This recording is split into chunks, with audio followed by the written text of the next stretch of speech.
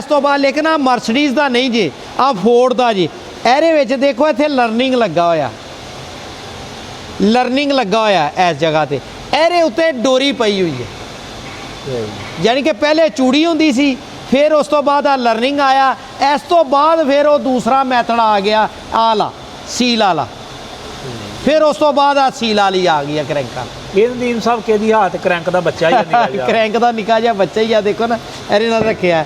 ਇਹ ਵੀ ਬੜੀ ਕੀਮਤੀ ਹੋਣੀ ਕਰੈਂਕ। ਆ ਛੋਟੀ ਸੁਜ਼ੂਕੀ ਡੱਬੇ ਦੀ ਹੈ। ਸਹੀ, ਮਹਿਰਾਨ ਦੀ।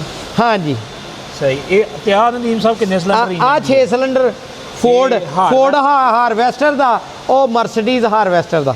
ਸਹੀ। ਇਹ ਨਦੀਮ ਸਾਹਿਬ ਕਿਹੜੇ ਮਾਡਲ ਦੀ ਹੋਵੇਗੀ?